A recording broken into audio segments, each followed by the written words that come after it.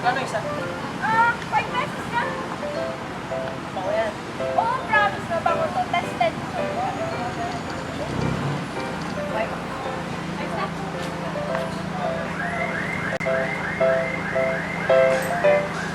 Thank you, kuya. Yes! May 5 pesos na ako. Ano kayo mapagbilhan? Yung si kuya. Hindi lang. Uy, kuya, bigyan na sa pagunta. Wait, bago nga pala ang lahat. Ako nga pala si Maria Alora Cristina Garcia. Pero pwede din namang Alora Sampaguita. Di ba ang ganda nun?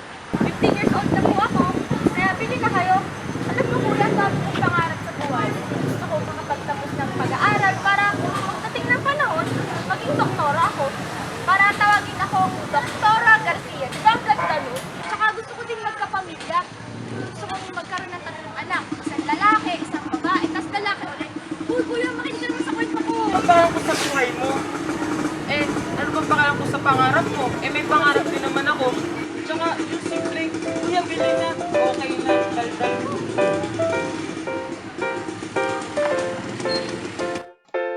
Si Alora ang klase ng bata na masikap, maabot lang ang lahat ng kanyang inaasam sa buhay.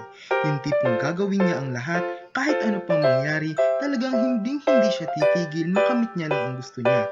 Lagi siyang nagtitinda ng sampagita sa parke sa may harap ng simbahan. Isang araw,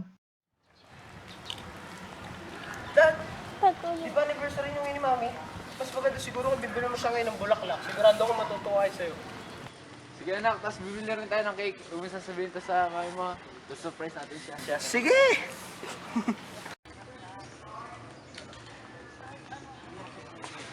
Ano bang gustong bulaklak ng mami mo? Rose? Pwede po, pero mas gusto niya po siguro kung sampagita na lang para mas simple. Ganun ba? Yun! Alin? Magtitinda po ng sampagita. Tara! Tara! Sa pagita, mura lang. Uy, kuya, pili na kayo sa pagita. Maanton. Pagkagana? Ako, sir, mura lang po to. 10 piso lang. Para kanino po ba? Inis ko, anniversary sa namin. Ganun po ba? Naku, matutuwa po yun, sir. Gano'n ba lahat? Bale, 50 pesos po sa lahat. Nabiling ko na. Naku, salamat po, sir. Happy anniversary po sa inyo na inyong misis. Salamat po. tila ba parang naiba ang naramdaman ni Juanico sa batang si Alora mula nang makita niya ito.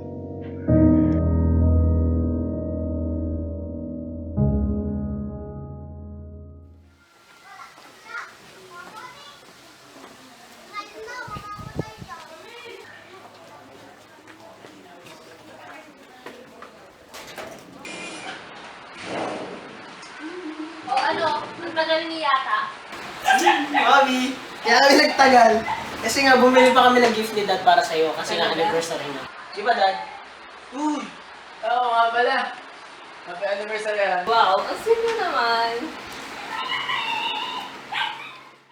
Lori! Pagkain! Lori! Yan. Salamat. Mami, alam mo ba, may nakita kami kaninang batang babae sa may parke. Ang ganda niya, tas parang ang bait-bait niya. Gusto ko sana siyang ampunin. Kung dahil gusto rin naman ni Dennis na magkaroon ng kapatid. Sige, pupunta rin siya bukas ngayon na gusto niya. At pinuntahan nga ni Juanico ang batang si Alora. Uy, Alora, may naghanap sa'yo doon.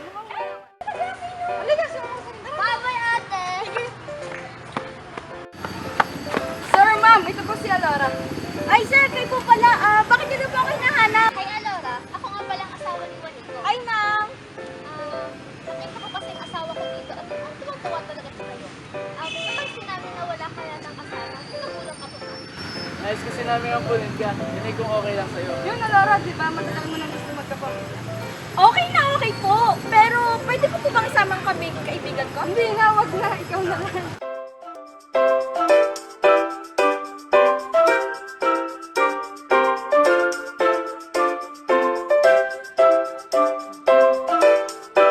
Tuluyan na nga nagkapamilya si Alora. Nakamit na niya ang isa sa mga pangarap niya. Hindi na siya mangangambang, hindi na siya magkakapag-asa. Lagi siyang kasama sa bawat lakad ng bago niyang pamilya. Doon na magsisimula ang pagiging masaya nila. Hanggang sa mapapamahal na talaga si Alora sa bago niyang pamilya.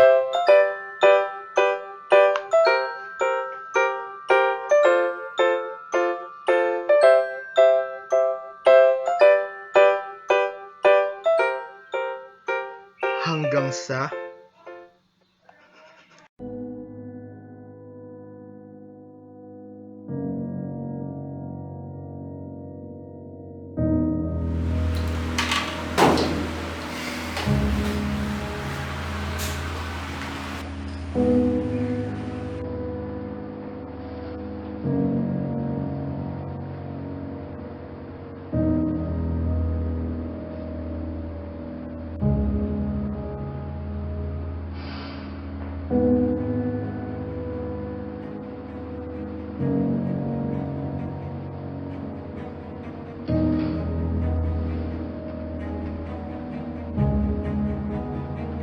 Dora, anak. Pagtigdaman na naman siya. Sige po, tay.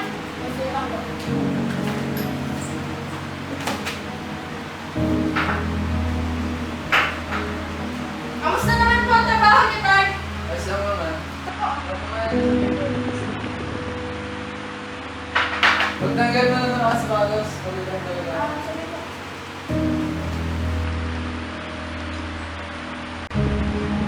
Tay, bakit po? Masabi. Tay, bakit po? Walang masamang mangyari sa'yo. Mama!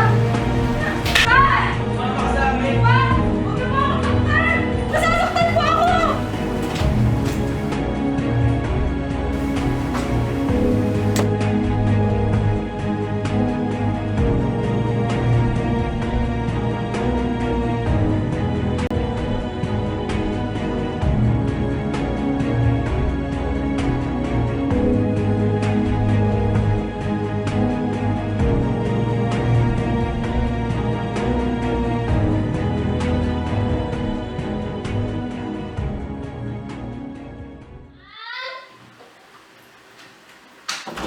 Bakit, Ann?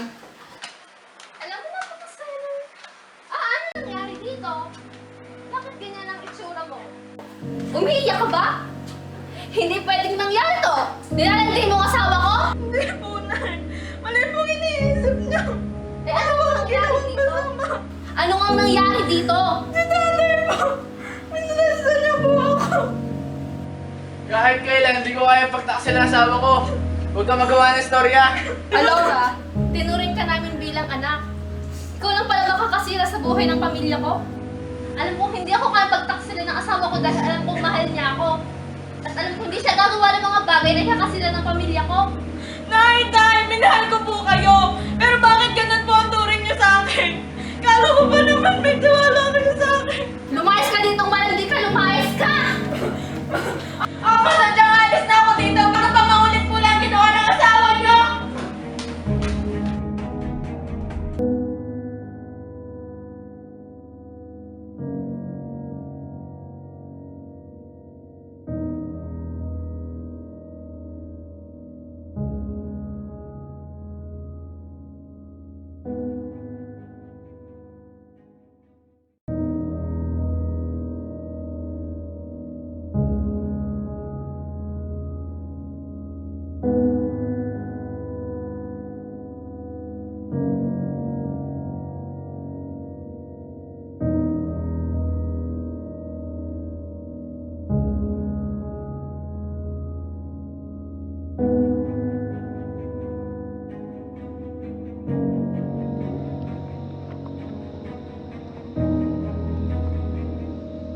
Miss! Miss! Miss! Miss! Miss!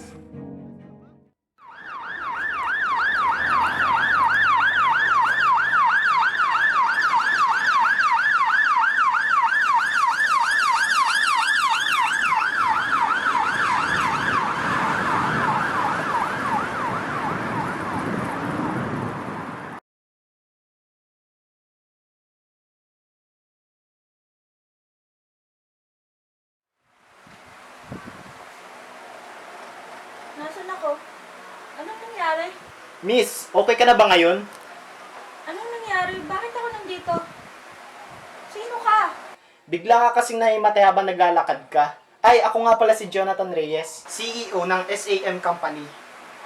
Bago ko nga pala malimutan, may sinabing magandang balita sa akin ng doktor. Magkakaanak ka na daw. Ano? Teka, bakit? Hindi pwedeng mangyari to.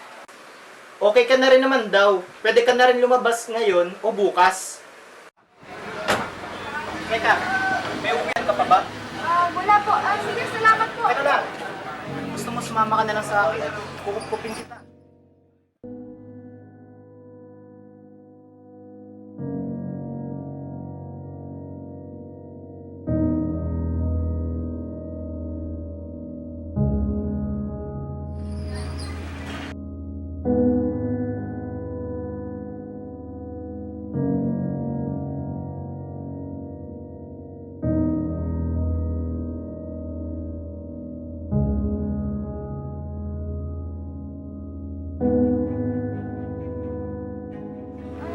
Hindi na po. Ako nang bahala. Ako nang tutustos sa pangangailangan mo sa pangangailangan ng anak mo.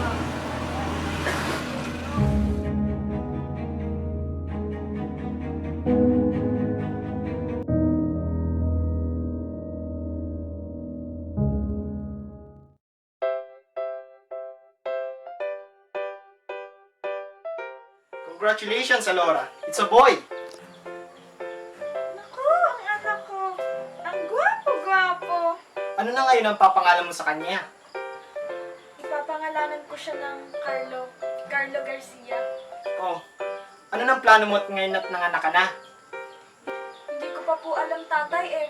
Pero siguro paghahandaan ko muna lahat ng pangangailangan niya.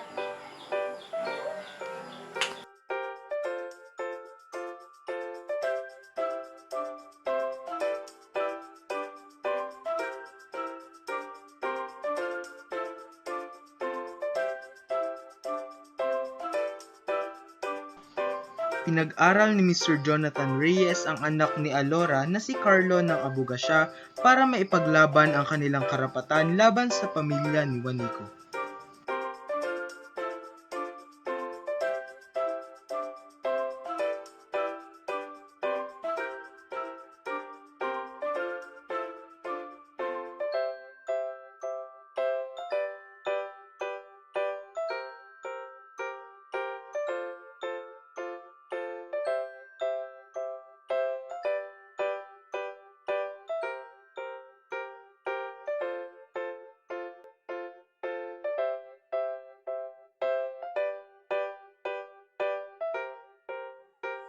Nay!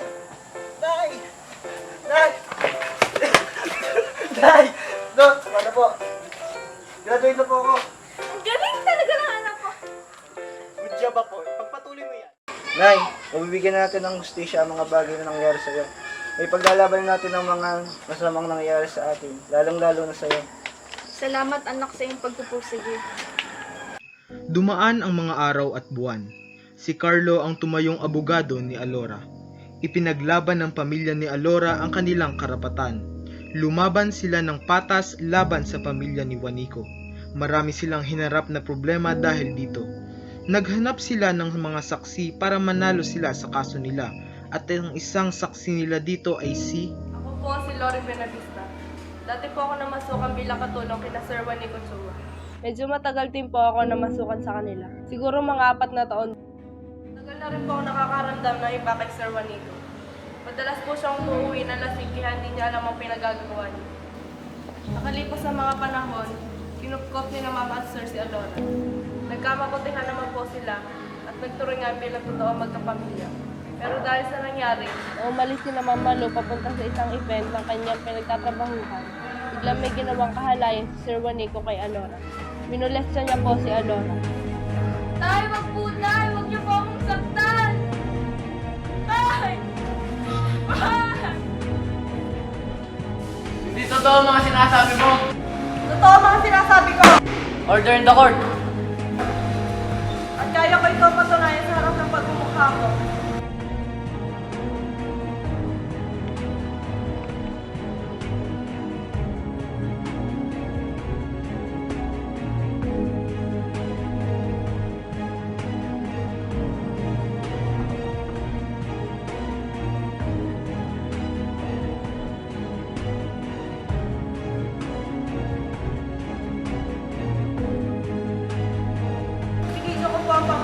pinuntahan ni Sir Juanico kay Alora.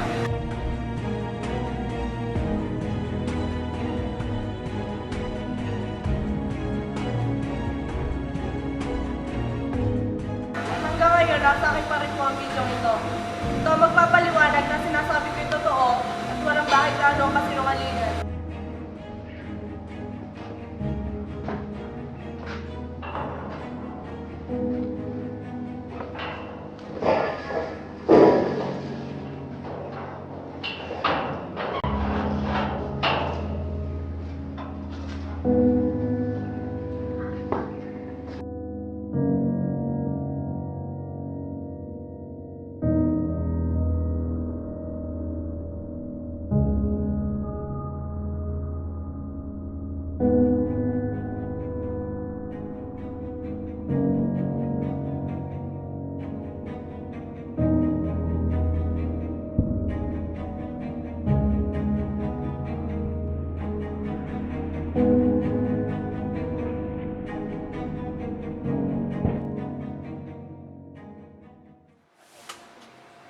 O ano, masaya ka na? Oo, masayang-masaya na ako.